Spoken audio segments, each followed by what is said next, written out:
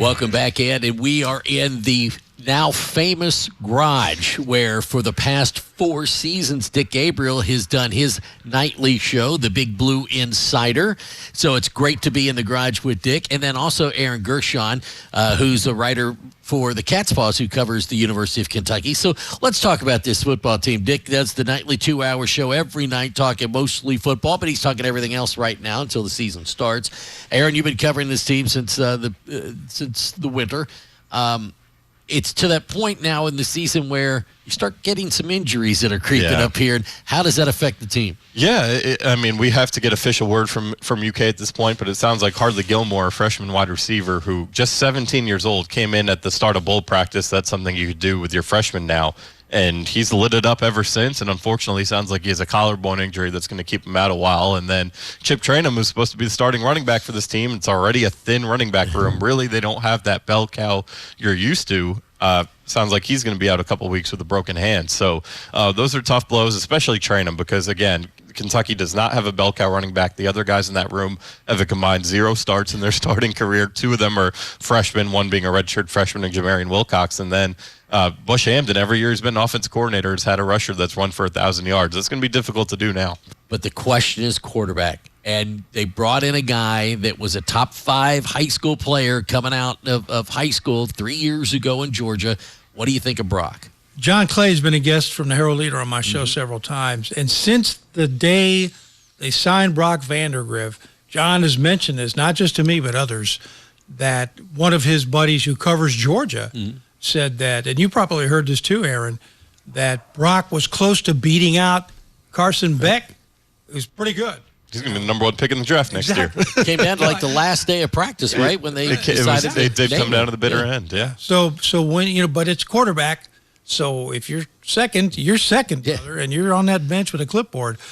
Can the line protect him this year? That was a big thing. They got the new coach back to coach the line, and they got a couple transfers in. Can they protect whoever's quarterback? I think they can for a couple of reasons. Number one, I think with the offensive change and the tempo, I think that will give the line, and you can speak more to this, more of an advantage.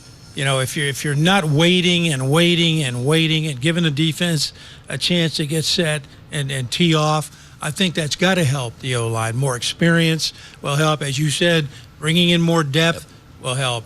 Having a guy who's been playing college football for 20 years, and Marcus Cox. Oh, my gosh. Will help. And Eli. Exactly, and Jagger Burton's experience. So, yeah, I think so. On the defensive side, I think you have to have stars at each level to be successful. The defensive front, the front 7, let's say, might be the deepest they've had. I think it is. They've had some injuries. Guys are coming back. Deion Walker is a monster up front. De'Aaron Jackson is a monster at linebacker. You've got edge guys.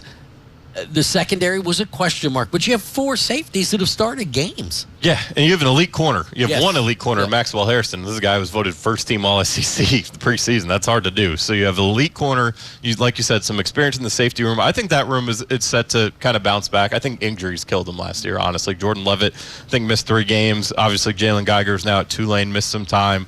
Zion Childress kind of had an up-and-down year, and then Ty Bryant had to play as a young guy. So I think that room should be better. The big thing on the defense is finding out who's going to be that second outside corner and then who's going to play in the slot. If they figure that out, there's not really a hole in this defense. It's as good as it's been, like you said, under Mark Stoops, especially when you have that lockdown corner.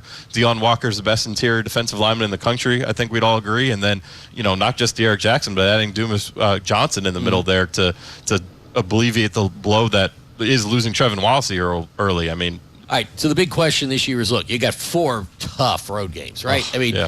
Going to Tennessee, going to Texas for the first time ever, going to Austin, but it is brutal. But if you look at it, can they get to 9? Can they get to 10? Can they get to 8? I think the path to 8 is very real. For me, the 2 games I keep going back to, really 3, but 2 specifically, South Carolina week 2 and Auburn, I forget what week it is, but the end of October. Those are the 2 games to me that decide the ceiling of this team. And we also have to think about Louisville.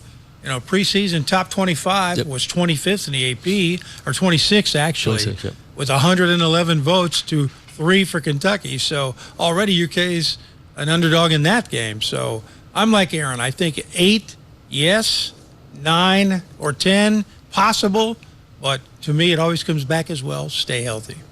This is The Garage. Dick Gabriel, thank you so much. Aaron Gershon, thank you so much for joining us as well. We'll be back with more right after this. Stay with us.